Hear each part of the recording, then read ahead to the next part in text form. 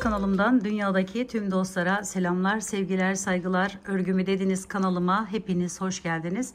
Bu videomda böyle yazlık baharlık örgülerde rahatlıkla kullanabileceğiniz bu güzel fıstıklı modelin nasıl yapıldığını sizlere anlatmak ve paylaşmak istiyorum. Umarım sever ve beğenirsiniz arkadaşlarım. Beğeni ve yorumlarınızı videomun alt kısmında yapabilir. Ayrıca paylaşımda bulunarak daha çok kişilere ulaşımını sağlayabilirsiniz.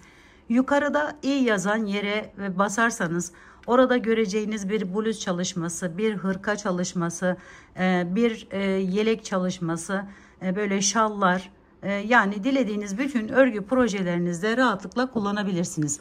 Modelimi yaparken kullanmış olduğum ipim Alize Diva'nın şöyle bir rengi arkadaşlarım. Numarası 67. Tığ olarak ise 2.20 milim tığ kullandım arkadaşlarım. Tabi ipinize ve elinize göre de değişecektir bu numaralar. Evet, şimdi yine Alize Diva'nın şöyle açık renkli bir ipiyle sizlere anlatmak istiyorum. Bunun numarası da 62 arkadaşlar. Bu 67, bu 62. Evet, şimdi öncelikle şöyle ipimizi aldık. Ne projesinde kullanacaksak onun boyutuna göre zincirler çekiyoruz. 6 ve katları 6 6 6 şeklinde devam ediyor arkadaşlarım. Şimdi 3 tane çektim. 4 5 6 2 3 4 5 6 3 4 5 6 1 2 3 4 5 6 bu şekilde.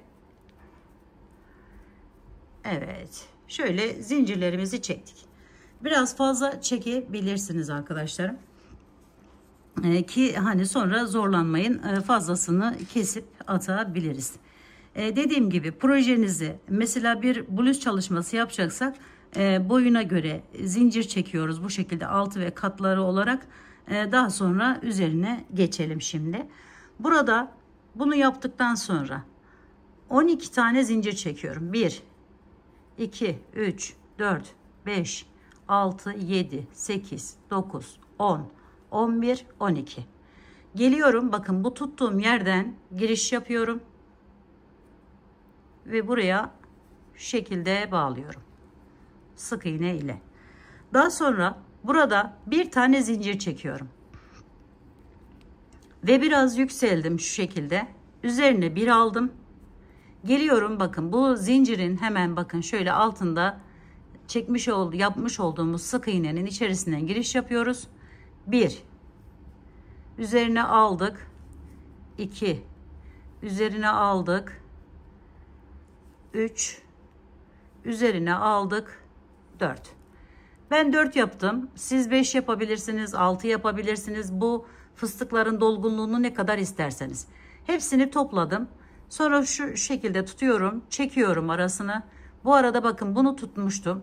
Hemen içerisinden geçiriyorum şöyle ve ikisini birleştiriyorum. Bir tane zincir çekiyorum. Şöyle bir fıstık elde ettim. Şimdi yine biraz yükseliyorum. Üzerine bir aldım. Biri yaptık. 2 3 ve 4. Şimdi bunu da alıyorum bu şekilde ve çekiyorum. Bunu da buradan aldım şekilde ve birleştiriyorum. Bir tane önce normal bu sıkılaştırmak için zincir çekiyorum. Sonra geliyorum aşağıdan 6 tane yer sayıyorum. Yani şöyle 1 2 3 4 5 ve 6. 6'nın içerisinden giriş yapıyorum şu şekilde ve sık iğne ile tutunuyorum. Şöyle bir görüntü arkadaşlar. Sonra buraya 9 tane zincir çekiyorum. 1 2 3 4 5 6 7 8 9. Yine 6 tane sayıyorum. 1 2 3 4 5 6. 6.'dan giriş yaptım ve buraya sık iğne ile tutunuyorum. Sonra bir tane zincir çekiyorum. Yükseliyorum bir miktar. Aldım üzerine. 1 aldım. 2 3 ve 4. Sonra tutuyorum şu şekilde, çektim içerisinden ve buradan alıyorum. Bunu da buradan şu şekilde birleştiriyorum. Bir tane zincir çekiyorum. Biraz yükseldim. Bakın şu boşluktan giriş yapıyorum. 1 2 3 ve 4. Sonra tuttum, birleştiriyorum bu şekilde. Bir tane zincir çekiyorum. Şimdi aşağıya geçiyorum.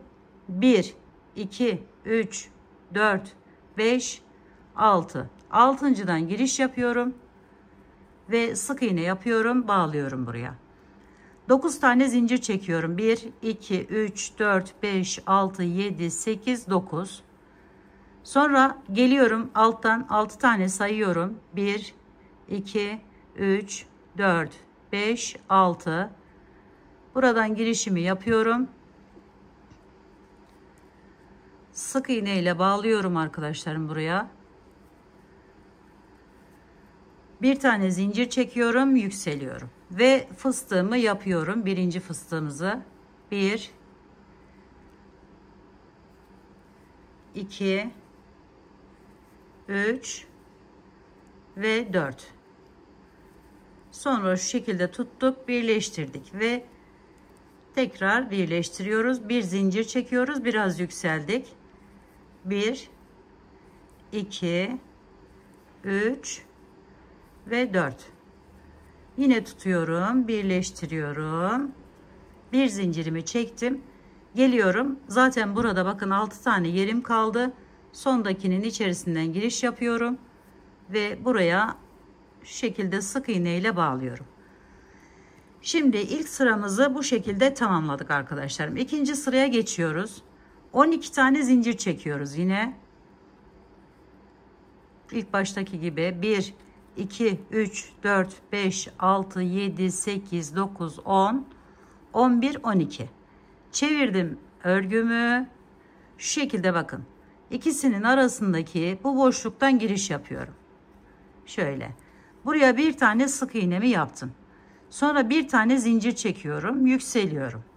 Ve birinci fıstığımı yapıyorum. 1 2 3 ve 4. Sonra şu şekilde tuttum ve aldım. İçerisinden geçirdim ve bağladım. Bir zincir çekiyorum. Tekrar yükseldim. Bir fıstık daha yapıyorum. 1 2 3 4. Çektik, birleştirdik. Bir zincirimizi çektik. Şimdi bakın bu iki fıstığı geliyorum. Şu 9 tane olan zincirlerimin içerisinden şu şekilde giriş yapıyorum ve buraya bağlıyorum. Şimdi 9 tane zincir çekiyoruz. Tekrar 1 2 3 4 5 6 7 8 9. Geldik. İkisinin arasından giriş yapıyoruz.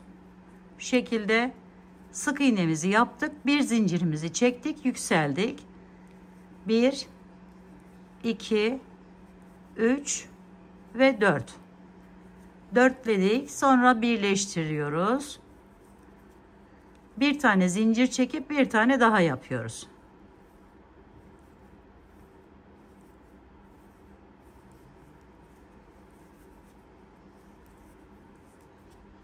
Bir zincirimizi çektik, geliyoruz. Bu 9 tane zincirin içerisinden giriş yaparak bağlıyoruz.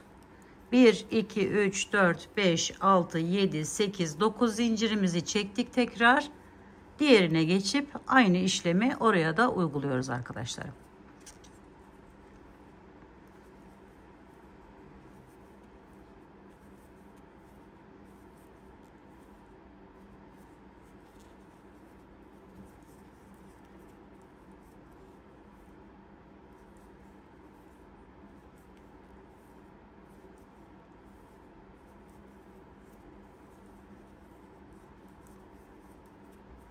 Bir zincirimi çektim ikinciden sonra geliyorum. Bakın burada 12 tane zincir çekmiştim.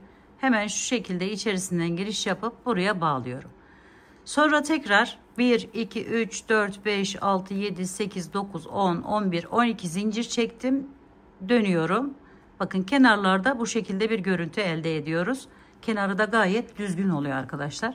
O yüzden birleştirirken veya bu şekilde yaparken hiçbir zorluk yaşamazsınız diye düşünüyorum. Evet, şimdi 12 zincirimizi çektik yine. Geliyoruz. Aynı işlemleri tekrarlıyoruz. Buradan giriş yaptık. Bir tane sık iğne yaptık. Bir tane zincir çektik. Biraz yükseldik. Ve içerisinden giriş yapıp birinci fıstığımızı yapıyoruz. 2, 3 ve 4. Sonra birleştiriyoruz.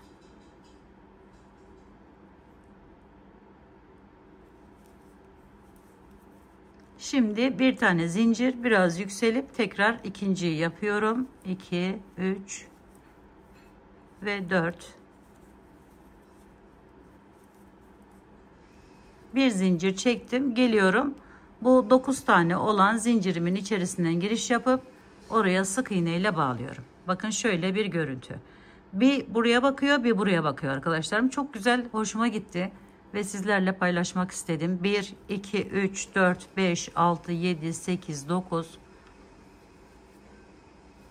Buradan giriş yapıyoruz yine ortasından. Bir zincir çektik, yükseldik ve devam ediyoruz.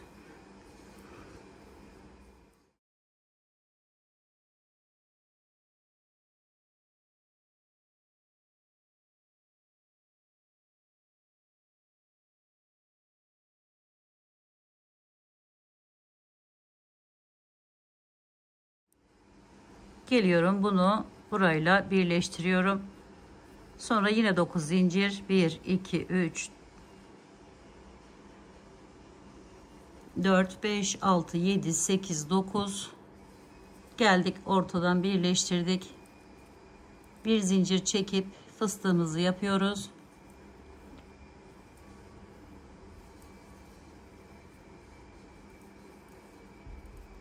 Sonra ikinci fıstığımızı yapıyoruz.